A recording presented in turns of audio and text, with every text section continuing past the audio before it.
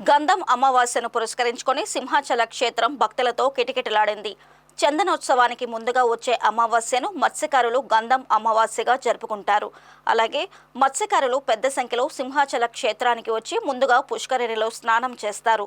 ఇక్కడే వంట వార్పు చేసుకుని స్వామివారికి నైవేద్యాలు సమర్పించి అక్కడే భోజనాలు చేసి అనంతరం మెట్ల మార్గం ద్వారా స్వామివారి దర్శనానికి వెళతారు.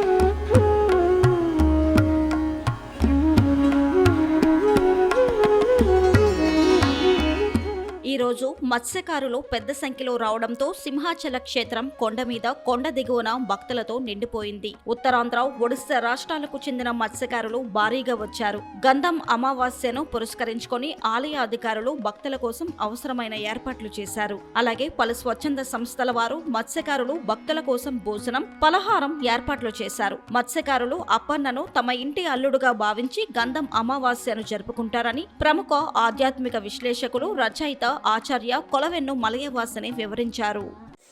ఓం సింహాద్రినాథం శిరసా నమామి. ఆంధ్రులకి, ముఖ్యంగా ఉత్తరాంధ్రులకి సింహాచలం చాలా పవిత్రమైన క్షేత్రం. ఇక్కడ నృసింహస్వామి, లక్ష్మీ నృసింహస్వామి, వరాహలక్ష్మీ నృసింహస్వామి అని స్వామి రెండు అవతారాల యొక్క ద్విగుణీకృత రూపం. ఇక్కడ వరాహముడు, నృసింహుడు ఇద్దరూ కూడా కలిసి ఉన్నటువంటి ఒక మహా పవిత్రమైనటువంటి క్షేత్రం ఇది. ఈ క్షేత్రంలో చైత్రమాసం, వైశాఖ మాసం రెండూ కూడా చాలా విశేషమైన కార్యక్రమాలు జరుగుతాయి. చైత్రమాసంలో స్వామికి కళ్యాణం అవుతుంది.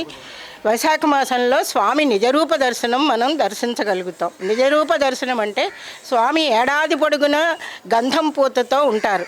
ఆయన శరీరం నిండా గంధం పూసుకుని ఉండడం వల్ల ఆయన యొక్క నిజరూప దర్శనం వైశాఖ మాసం అక్షయ తృతీయ నాడు, అంటే తదే నాడు మాత్రమే మనకి లభిస్తుంది.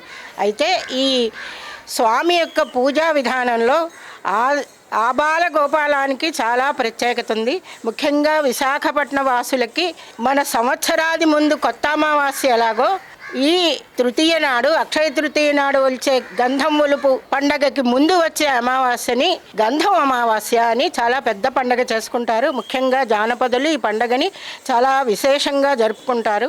అన్ని వర్ణాల వాళ్ళు ఇది చాలా పవిత్రమైన భక్తితో చేస్తారు. ఈరోజు ఉదయమే స్వామి పుష్కరిణిలో ఎంతోమంది స్నానాలు చేసి భజనలతో వచ్చి వంట కూడా అక్కడే వండుకొని స్వామికి నివేదించి వాళ్ళు స్వీకరిస్తారు. అట్లాంటి విశేషమైన ఈ పండగ రోజుని చాలా కొత్త విశేషమైన ప్రాచీనమైన అలవాటు ఏంటంటే తోడపెద్దు అని ఆంబోతులుగా తయారయ్యే కోడెదూడల్ని స్వామికి సమర్పిస్తూ వస్తారు. అది కూడా ఈ సింహాచలం యొక్క ప్రత్యేకత. ఈ స్వామి యొక్క ప్రత్యేకతలో విశేషం ఏమిటంటే స్వామి పరిమళ ప్రభువు, పరిమళ స్వామి.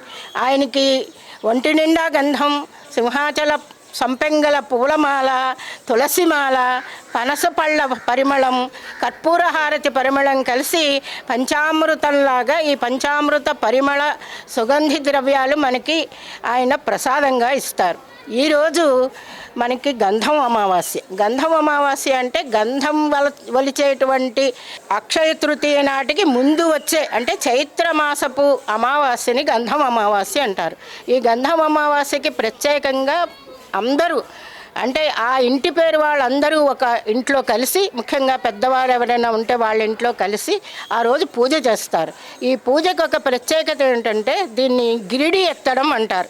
వాళ్ళ ఇంట్లో ఒక మూల దేవుణ్ణి నిలుపుకుని అక్కడ పూర్వం అయితే అక్కడే తవ్వి మన గిరిడి అంటే రోకలి తిరగేసి నిలబెట్టి ఆ నోకలి యొక్క పన్ను మీద చక్కగా ప్రమిద పెట్టి ప్రమిదలో దీపం పెట్టి ఆ రోకలికంతా గంధం పూసి బొట్లు పెట్టి వాళ్ళు పూజా సామాగ్రి ఏదైతే వాడతారో చెంబు కానీ గరిటె కానీ పళ్ళెం కానీ వాటన్నింటికీ కూడా గంధం పూసి బొట్టు పెడతారు.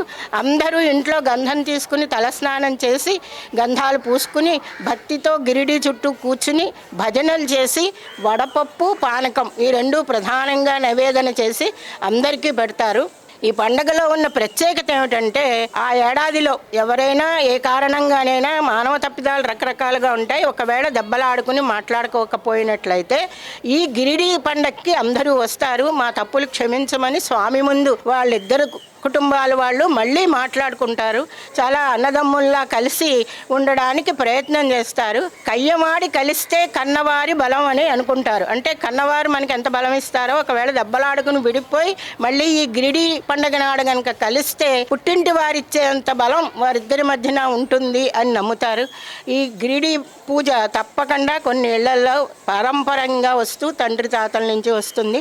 ముఖ్యంగా జాలారి వారికి స్వామికి చాలా చుట్టరిక ఉంది. అదేంటంటే అమ్మవారు లక్ష్మీదేవి సముద్రరాజ తనయ కాబట్టి సముద్ర కన్య ఆవిడ కాబట్టి జాలారులందరూ సముద్రపు బిడ్డలే కాబట్టి లక్ష్మీదేవి మా ఇంటి ఆడబొడుచు అనుకుని వాళ్ళందరూ కూడా ఆమె యొక్క వివాహానికి తాము నడుము కడతారు. స్వామిని కళ్యాణ మండపం దగ్గరికి తీసుకొచ్చేటప్పుడు మొన్ననే చైత్ర శుద్ధ ఏకాదశి నాడు కళ్యాణమైంది. స్వామి యొక్క రథం లాగే అధికారం జాలర్లకే ఉంటుంది.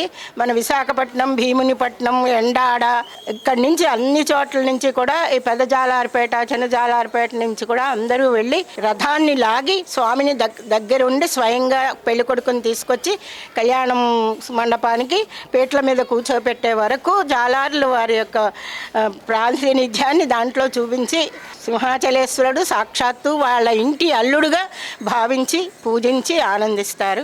అట్లాంటి గొప్ప పండగ ఇది.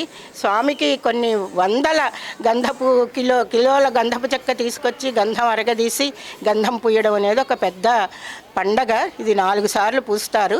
రేపు అక్షయ తృతీయ నాడు మొదటి విడత స్వామి నిజధూప దర్శనం మనకి ఇచ్చి మొదటి విడత గంధపు పూత పూయించుకుంటారు. అది స్వామిలో ఉన్నది. ఏడాది పొడుగునా 4 సార్లు ఈ గంధం పూస్తారు. ఆ గంధం వలవడం కూడా చాలా నేర్పుగా శ్రద్ధగా ఒలుస్తారు. ఆ ఒలిచిన గంధాన్ని మనకి ప్రసాదంగా కూడా ఇస్తారు. స్వామి ప్రసాదం అంటే గంధమే. అంతటి పరిమళ అంటే శరీరము మనస్సు కూడా పరిమళ భరితమై అందరూ ఆనందంగా ఆహ్లాదంగా ఉండాలి అని స్వామి యొక్క కోరిక. నృసింహస్వామి భయంకరంగా కనిపిస్తారు కానీ ఆయన చాలా పరిమళంతో మన మనస్సుల్ని ఆనందపరుస్తారు. అట్లాంటి సింహాచల స్వామికి నమస్కారాలు.